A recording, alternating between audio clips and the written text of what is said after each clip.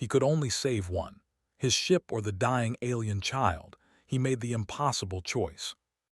Part 1: The Drift. The stars did not care about Park. He had learned this truth slowly over the past 11 days. 11 days of floating in the endless black. 11 days of watching his ship die around him. 11 days of hoping that someone, somewhere, would hear his distress signal and come for him. No one came. The Wanderer had been a good ship once. A small cargo vessel, nothing fancy but reliable, had spent 8 years flying her between colonies, carrying supplies and equipment to the outer settlements. He knew every sound she made, every rattle and hum of her engines. He knew when she was happy and when she was struggling. Right now she was dying. The attack had come without warning. Pirates, probably, though never saw their faces. They had hit the Wanderer with 2 missiles while she was passing through an empty stretch of space between the system and the mining colonies of Dust Belt 7. The first missile took out the main engines. The second killed half his crew and left the ship spinning into the void. Had survived because he was in the cargo bay when the attack happened. His medical officer and oldest friend had not been so lucky. She died in the explosion along with the 2 other crew members. Had found their bodies and done what he could to give them proper rest. Then he had sealed off the damaged sections and focused on staying alive. It was not going well. Life support was running on emergency power. The main reactor was damaged beyond his ability to repair. He had enough food for maybe 3 more weeks if he ate half rations. Water was less of a problem, but the recycling system was making strange noises that worried him. The distress beacon was working. That was something. It sent out a signal every 30 seconds, a small electronic cry for help that traveled through the darkness at the speed of light, but was 3 weeks from the nearest shipping lane. Even if someone heard his signal, it would take them weeks to reach him. He did the math in his head and did not like the answer. He was probably going to die out here. Accepted this fact with the quiet calm of a man who had faced death before. He was 42 years old. He had lived a good life. He had seen Earth's mountains and the crystal caves of Titan and the great gas storms of Jupiter. He had loved and lost and loved again. If this was his end, he would face it with dignity. Then the sensors detected the wreckage. It appeared on his screen as a scattered field of debris, maybe 2 kilometers away. Metal fragments, hull plating, frozen gases. Another ship, torn apart by violence. Studied the readings and felt his heart grow heavy. Whoever had been on that ship had suffered the same fate as the Wanderer. Pirates, he thought again. The same ones who attacked him or others like them. He was about to turn away from the screen when something caught his eye. Heat signature, faint but there. Something in that wreckage was still warm. Something was still alive. Stared at the reading for a long moment. Every survival manual he had ever read said the same thing. When you are in a survival situation, you do not take unnecessary risks. You conserve your resources. You stay where you are. You wait for rescue. You do not go exploring strange wreckage in the hope of finding survivors who are probably already dead. But had never been very good at following manuals. He suited up in his EVA gear, checking every seal twice. The suit was old but well-maintained. It would protect him from the vacuum and the cold for several hours.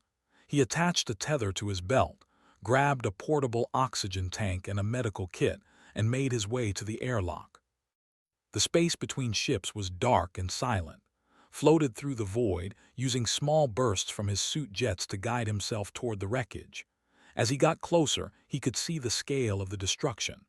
This had been a passenger vessel, much larger than the Wanderer. It had been beautiful once, with elegant curves and decorative patterns on its hull. Now it was torn metal and frozen death. The heat signature led him to what had been the living quarters. Pulled himself through a gap in the hull, his helmet light cutting through the darkness. He saw bodies floating in the frozen air. Aliens, not humans. Their skin was pale blue, almost white. They had 4 eyes each, arranged in a diamond pattern on their faces. Their limbs were longer than human limbs, thin and graceful even in death. Recognized them from the news feeds, a species that humanity had only encountered twice before. Peaceful, the reports said. Artistic.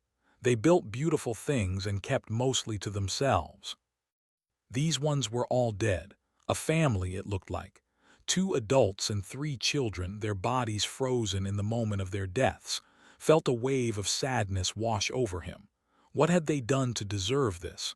Why had the pirates attacked them? Then he heard the sound. It was soft, barely audible through his helmet. A whimper, a small voice making a sound of pain and fear. Followed the sound deeper into the wreckage. He pushed aside floating debris, squeezed through gaps in the twisted metal. The heat signature on his scanner grew stronger, and then he found her. She was small, no larger than a human child of 7 years. Her skin was the same pale blue as the others, but darker patches spread across her arms and chest. Bruises, or maybe something worse. Her 4 eyes were half closed, blinking weakly in the light of his helmet. She was curled up in a corner, wrapped in some kind of thermal blanket that was doing little to keep her warm. Around her lay 2 more bodies. Her parents guessed. They had died trying to protect her. The child looked up at him. Her eyes were filled with fear and pain and something else. Hope maybe, or desperation. She made a sound, a word in a language did not understand. He did not need to understand the words. He understood what she meant. She was asking for help. She was asking him to save her. Looked at the child. He thought about his damaged ship, his limited supplies, his slim chances of survival. He thought about the extra mouth to feed, the extra body to keep warm, the extra complications in an already impossible situation. Then he reached down and picked her up. She was lighter than he expected. Her body was cold, too cold, and he could feel her shivering even through his suit. He wrapped the thermal blanket around her and held her against his chest. "It is okay," he said, even though she could not understand him. "I have you. You are safe now." She looked up at him with her 4 eyes. She did not understand his words, but she understood his tone. She understood that this strange creature from another world was not going to hurt her. She pressed her face against his chest and closed her eyes. Carried her back to the Wanderer. The journey took almost an hour. He moved carefully, making sure not to bump her against the wreckage, keeping her wrapped in the blanket as best he could. When he finally reached the airlock and cycled through to the ship's interior, he was exhausted and his oxygen tank was nearly empty.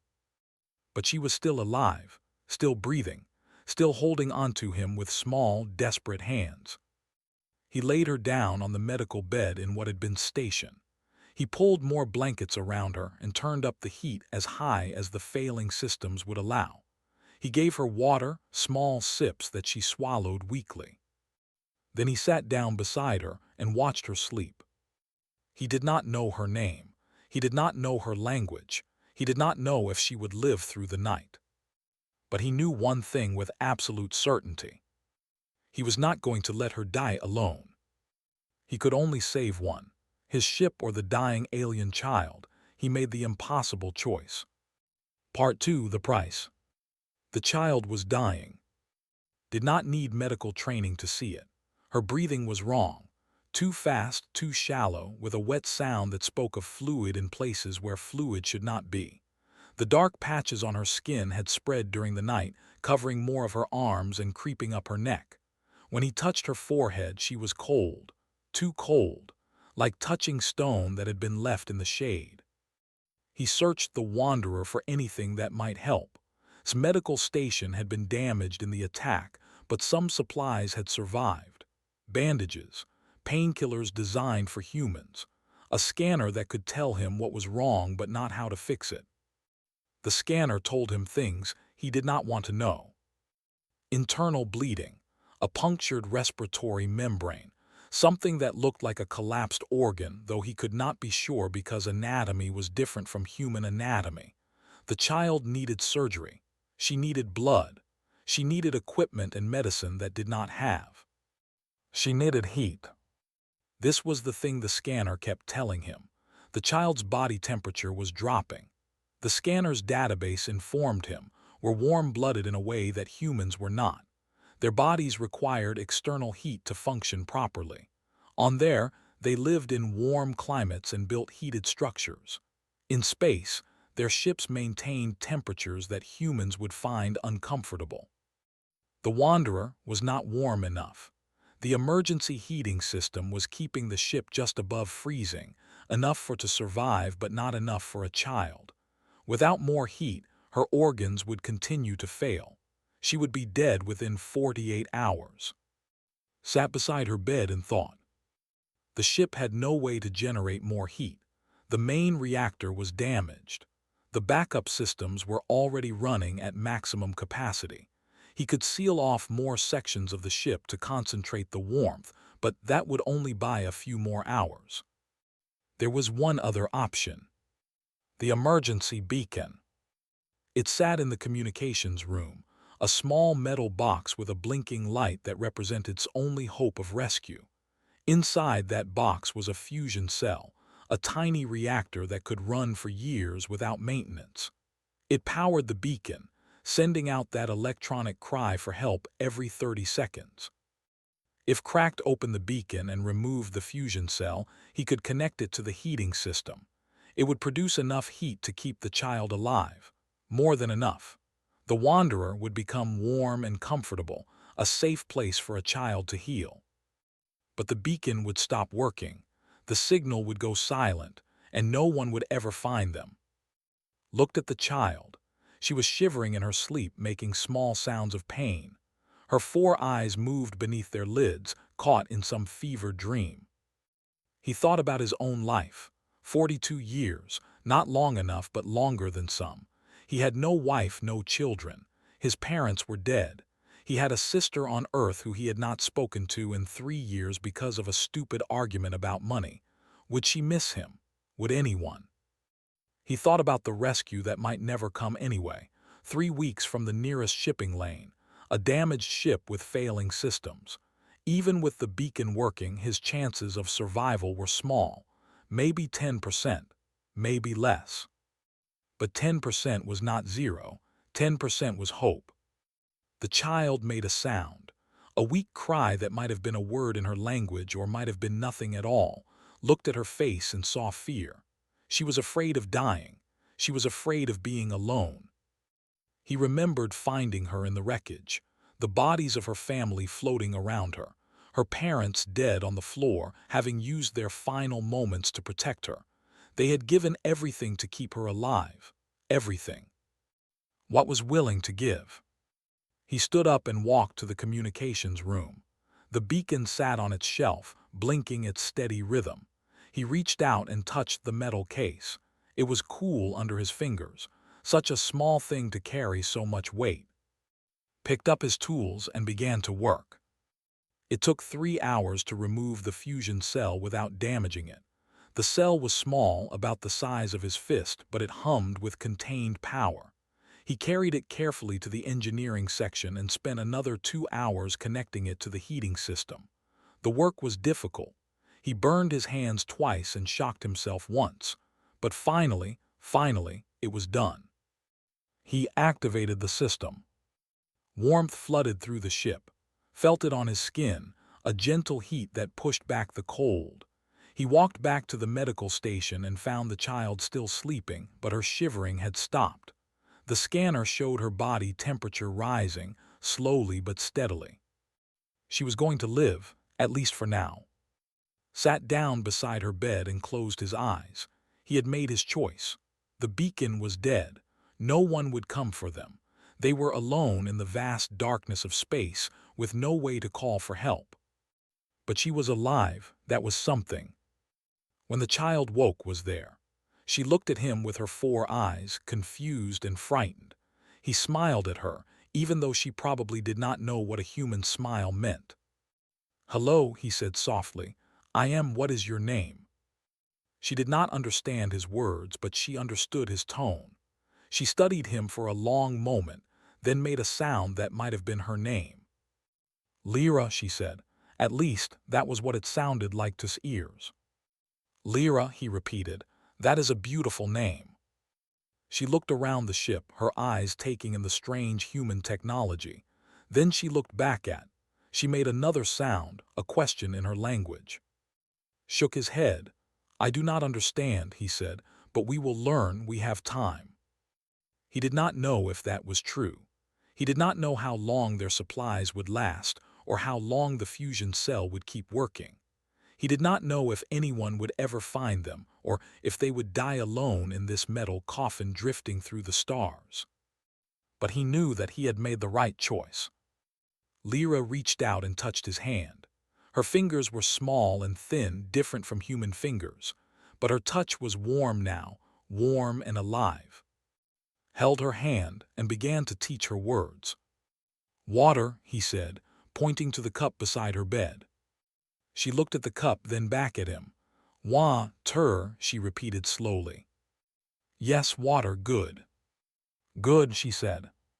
Smiled, it was a start. Outside the ship, the beacon sat silent. Its light had gone dark. The signal that had once reached out into the void had stopped. If anyone was listening, they would hear only silence now. But inside the ship there was warmth. There was life. There was a human and an alien child, learning each other's words in the glow of a stolen sun.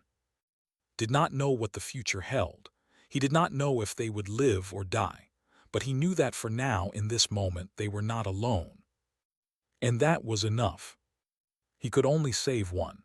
His ship or the dying alien child. He made the impossible choice. Part 3, The Long Night.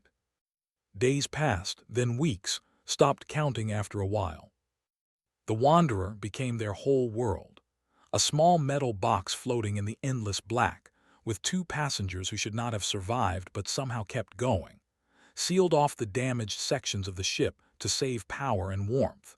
He and Lyra lived in the cargo bay, which he had converted into a living space with blankets and cushions, and the makeshift heating unit that hummed in the corner. Lyra's wounds healed slowly. The dark patches on her skin faded to a lighter blue. Her breathing became easier, the wet sound disappearing as her respiratory membrane repaired itself. She was young, and the young heal fast, but she was also traumatized.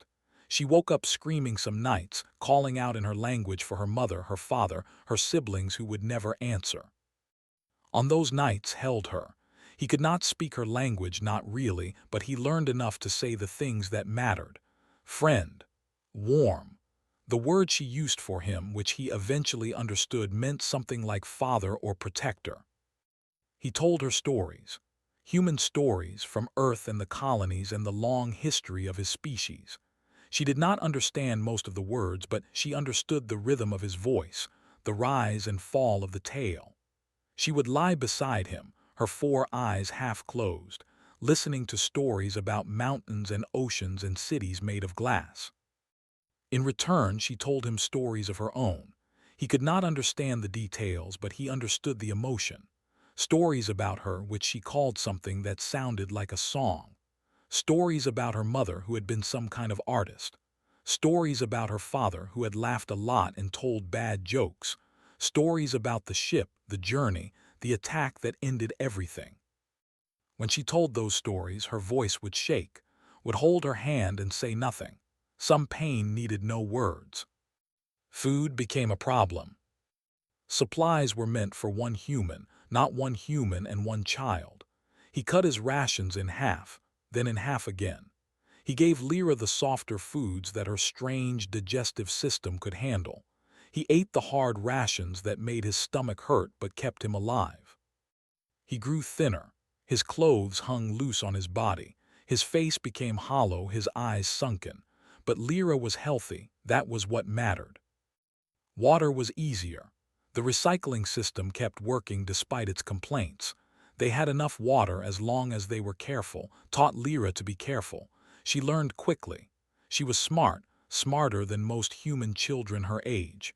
She watched everything he did and remembered it all. She learned to help him with the ship, small tasks at first, bringing him tools, holding lights, pressing buttons when he asked, then bigger tasks, checking gauges, reading displays. She could not read human writing, but she learned to recognize the important symbols. Green meant good, red meant bad, blue meant cold, orange meant warm. Sometimes they played games. Taught her to play tic-tac-toe using marks scratched on a metal plate. She beat him on her third game. He taught her to play rock, paper, scissors. She did not understand why a piece of paper could beat a rock, but she played anyway. She taught him games too. Games that involved clapping hands in patterns or making shapes with fingers. He was clumsy at first, his human hands too slow for the complex movements, but he practiced, and eventually he could keep up with her. When he completed a difficult pattern without mistakes, she would make a happy sound that was almost like laughter. Those sounds were precious to him, those moments of joy in the middle of all the darkness. Then got sick. It started with a cut on his hand, a small wound from a sharp edge in the engineering section. He cleaned it and bandaged it and thought nothing of it, but the cut became infected. The infection spread. His hand swelled, then his arm. Fever came, and with it dreams that were not dreams. He lay on his bed in the cargo bay, shaking and sweating, while Lyra watched with frightened eyes. She did not understand what was happening. She only knew that her was sick, that he was hurting, that he might leave her like everyone else had left her. She would not let that happen. Drifted in and out of consciousness. He saw things that were not there. His mother, who had died when he was 20. His medical officer, smiling at him from across a table in a restaurant on Earth. The mountains of Korea, green and beautiful under a summer sky. And he felt things. Small hands pressing a damp cloth to his forehead, water touching his lips, cool and sweet. A warm body curled up beside him, sharing heat. When the fever finally broke, 3 days later, opened his eyes and found Lyra asleep beside him. Her arms were wrapped around his good arm. Her face was pressed against his shoulder. The thermal blanket that should have been wrapped around her was draped over him instead. She had taken care of him. This small alien child, barely recovered from her own wounds, had spent 3 days keeping him alive. She had given him water when he could not get it himself. She had kept him warm when the fever made him shake. She had stayed with him when she could have hidden in fear. Looked at her sleeping face and felt something break inside him. Not break in a bad way. Break in the way that old walls break when they are no longer needed. Break in the way that makes room for something new. He loved her. He had not meant to, had not planned to. But somewhere in the long nights and the shared meals and the stories told in 2 languages, he had come to love this child as if she were his own. Lyra opened her eyes. She looked at him and made a questioning sound. "I am okay," said. His voice was rough from fever but strong enough. "You saved me." She did not understand all the words, but she understood enough. She smiled, a smile that involved all 4 eyes crinkling at the corners. She said, then she added a new word, one she had learned from him, safe. "Yes," said, "safe." He hugged her gently, careful of her still healing body. She hugged him back, her thin arms surprisingly strong. Outside the ship, the stars continued their endless dance. The void remained cold and dark and empty. No rescue came. No signals reached them. They were still lost, still alone, still drifting toward an uncertain fate. But inside the cargo bay, wrapped in blankets and each other, a human and an alien child held on to what they had found. Each other. And for now, that was enough. He could only save one. His ship or the dying alien child. He made the impossible choice.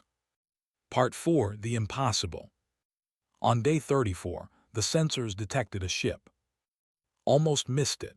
He was teaching Lyra how to count in Korean, using small pieces of scrap metal as counters when the alarm sounded. It was a soft alarm, almost polite, the kind that said something unusual is happening rather than we are all going to die. He walked to the sensor screen and stared at the reading. A ship, a large ship, coming toward them. His first thought was pirates. The same ones who had attacked the Wanderer and Lyra's family vessel, returning to finish the job. He felt fear rise in his chest, cold and sharp. He had no weapons, no way to run, no way to hide. Then the ship's identification signal reached his sensors. The ship was. His hands began to shake. He did not know if he should feel relief or terror.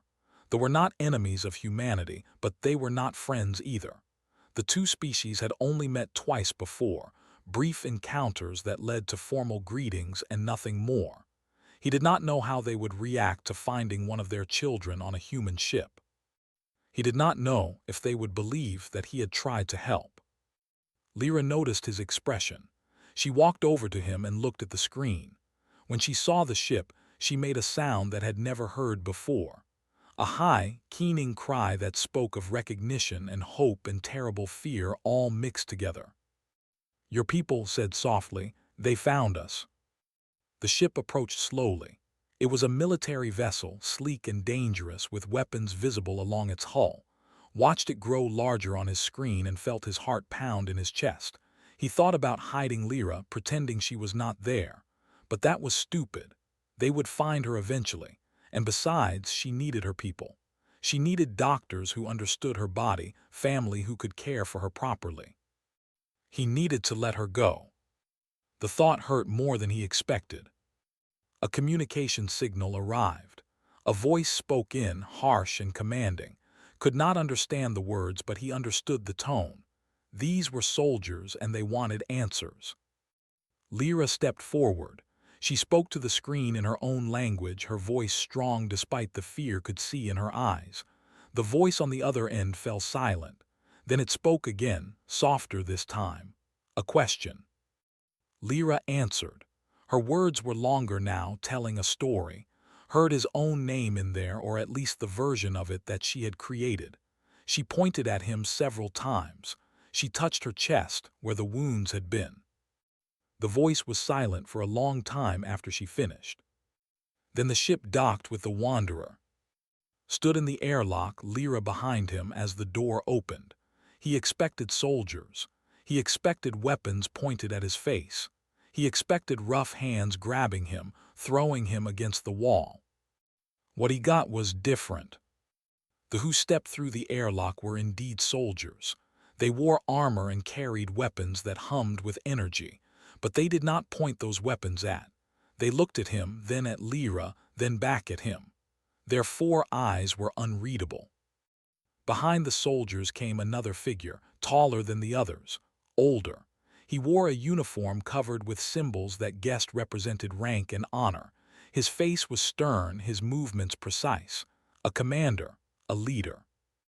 The commander looked at for a long moment. Then he spoke. His voice was deep and cold. "I am," he said in heavily accented but understandable human speech, "commander of the vessel Bright Dawn. You will explain." His throat was dry. He swallowed and spoke. "I found her in the wreckage of your ship. Her family was dead. She was dying. I brought her to my ship and kept her alive." Studied him. His four eyes moved over his thin body, his hollow face, his worn clothes. They moved to the makeshift living space in the cargo bay, the blankets and cushions, the heating unit humming in the corner. They moved to the dead beacon in the communications room. "Your distress signal," said, "it is not working." "No." "Why?" Took a deep breath. She needed heat, need heat to survive. My ship could not provide enough. The only power source strong enough was the fusion cell in my beacon, so I took it out. I used it to keep her warm. Was silent. His soldiers shifted, uncertain. This was not what they had expected to find. A human, half-starved, who had destroyed his only chance of rescue to save an alien child. "You sacrificed your chance of survival," said slowly, "for a child of a species you do not know." Thought about all the things he could say. About duty and morality and the value of life. About the rules of space and the obligations of travelers, about the long history of humanity and its complicated relationship with compassion. Instead, he said something simple. "I know her," he said. Her name is Lyra. She likes stories about mountains. She is afraid of the dark but pretends she is not. She hums when she is happy. She cannot say the human word for water correctly, but she tries anyway. He paused. She is my. His eyes widened. He knew that word, every knew that word. He looked at Lyra. She was standing behind, but she was not hiding. She was watching with her 4 eyes, her expression calm and clear. When looked at her, she stepped forward and stood beside. She reached up and took his hand. She said, her voice was firm, certain. Looked at their joined hands. Something changed in his face. The coldness softened. The sternness eased. He said something to his soldiers in. They lowered their weapons. We received the distress signal from the passenger vessel, said. We came to investigate. We expected to find only the dead. He looked at. We did not expect to find this. I did what I could, said. It was not much. It was everything, said. He took a step forward and did something that surprised. He bowed. A deep, formal bow that carried weight and meaning. You saved a child of the. You gave up your hope so that she could live. This is not something we will forget. Did not know what to say, so he said nothing. Straightened from his bow. You will come with us, both of you. You need food and medicine. Your ship needs repairs. We will provide these things. And then asked. Looked at him. For the first time, something like warmth entered his eyes. And then we will see, he said. But for now you are guests of the, and I give you my word, you will be treated with honor. Lyra tugged on his hand. He looked down at her. She was smiling, that 4-eyed crinkle that he had come to love. Okay, she asked. A human word, but one she had made her own. Smiled back. It was a tired smile, the smile of a man who had given up everything and somehow found something better. Okay, he said. Together they walked onto the ship. Behind them the Wanderer sat dark and empty, waiting. A small ship that had carried 2 passengers through the impossible. Did not look back, he did not need to. Everything that mattered was right beside him. He could only save one. His ship or the dying alien child. He made the impossible choice. Part 5. What Humanity Means. It was called, it was a warm world, covered in forests of crystal trees that sang when the wind blew through them. The cities were built into the sides of mountains, carved from stone and decorated with patterns that told stories. Everything was warm. Everything was beautiful. Spent 18 days on the ship before they reached.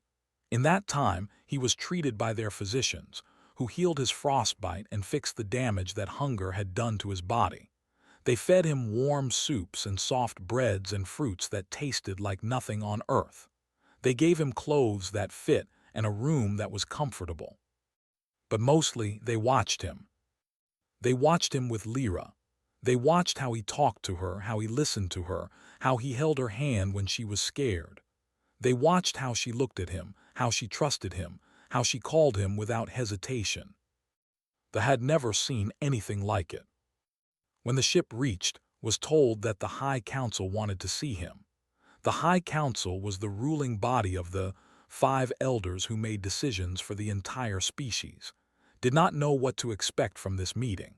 He did not know if he would be thanked or punished or simply sent home with a handshake. Lyra came with him. She refused to stay behind. When tried to suggest that she wait outside, she made a sound that was almost a growl and grabbed his hand. Did not suggest it again. The council chamber was a vast hall carved from white stone. Light came from somewhere above, soft and golden, filling the room with warmth. The 5 elders sat on high seats at the far end of the hall. They were old, older than any had seen. Their eyes were calm and deep, full of years and wisdom. Walked toward them, Lyra at his side. He felt small in this great hall, small and human and out of place, but he kept walking. He had come this far, he would see it through. The elder in the center spoke. She was a female thought, though it was hard to tell with. Her voice was like music, soft and clear. Park of Earth, she said. You stand before the High Council of, we have heard the reports. We have spoken with Commander, we have spoken with the child, Lyra. She paused. But we wish to hear from you. Bowed as he had seen Bo, it seemed the right thing to do. What would you like to know? He asked. The elder tilted her head. One question, she said. Only one. Why did you save her? Thought about the question. He thought about all the answers he could give. Because it was the right thing to do, because she was a child, because her parents had died trying to protect her, and he could not let that sacrifice be wasted. All of those answers were true, but they were not complete. He looked at Lyra. She was looking up at him with her 4 eyes, waiting, trusting. He looked back at the council. Where I come from, he said slowly, we have a saying. A person is a person through other people. It means that we are not human alone. We become human through how we treat others, through the connections we make, through the care we give. He paused. The council was silent, listening. When I found Lyra, she was dying. She was alone. She was afraid. Her family had given everything to protect her. And I thought about what it would mean if I just left her there. If I saved my beacon and waited for rescue and let her die in the cold. He shook his head. I could not do it. Not because of any rule or law, not because I expected a reward, but because, he struggled to find the words, because if I let her die, I would not be human anymore. I would just be a creature surviving, and that is not enough. That is not what we are meant to be. He looked at the council. They were watching him with their ancient eyes. I saved her because saving her was the right thing to do, even if it cost me everything, even if no one ever knew, because being human is not about species. It is about choice. It is about deciding every day to care about something more than yourself. He took a breath. That is why I saved her. The council was silent for a long time. The elders looked at each other, communicating in ways that could not read. Then the female elder spoke again. We have lived among the stars for 10,000 years, she said. We have met many species. Some have been kind, some have been cruel, some have simply been indifferent. She paused. We have never met a species quite like yours. She rose from her seat and walked toward. She was tall, taller than him, and she moved with a grace that made him feel clumsy. She stopped in front of him and looked down at his face. You destroyed your only hope of rescue to save a child who was not your own, she said.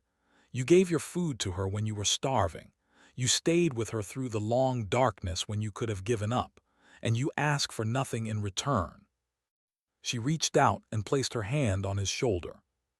Park of Earth, she said, that will seek alliance with humanity, not because of your weapons or your technology or your numbers, but because a species that would sacrifice everything to save a single child is a species worth trusting. Felt tears in his eyes. He did not know when they had started. He did not try to stop them. Thank you, he said. It was all he could say. The elder smiled. It was a smile, but understood it perfectly. Lyra pulled on his hand. He looked down at her. She was crying too, the way with all 4 eyes shining. She said, then she added something new, words she had been practicing. I love you. Knelt down and hugged her. He held her tight, this alien child who had become his daughter in all the ways that mattered. I love you too, he whispered. 1 year later, returned to Earth. He was greeted as a hero by both species, but he did not feel like a hero. He felt like a man who had done what needed to be done and been rewarded beyond anything he deserved. Lyra came with him. The council had granted her request to stay with her. She was his daughter now, legally and officially recognized by both and human law. On a spring morning, they stood together in the mountains of Korea. The peaks rose around them, green and beautiful. The air smelled of pine and rain. Birds sang in the trees. Lyra looked at the mountains with wonder in her 4 eyes. She had heard stories about these mountains for months. Now she was seeing them for real. Is it like your stories? She asked in Korean. Her accent was still strange, but her words were clear. Smiled. He looked at the mountains, at the sky, at the world he had thought he would never see again. "It is better," he said. Lyra leaned against him. She was taller now, growing fast. Soon she would be as tall as him. But right now, in this moment, she was still his little girl. "Thank you," she said softly, "for saving me." Put his arm around her. "Thank you," he said, "for saving me." They stood together in the morning light, a human and an alien child, father and daughter. Above them the sky stretched blue and endless. Somewhere out there, among the stars, two species were building something new. An alliance born not from politics or strategy, but from a simple act of love. This was what humanity meant, thought. Not the ability to conquer or destroy, not the power to dominate or control, but the choice to care, the choice to sacrifice, the choice to love someone who was different from you. That was the gift humans had given the galaxy. And it all started with one man, one child, and an impossible choice in the darkness between the stars. The end.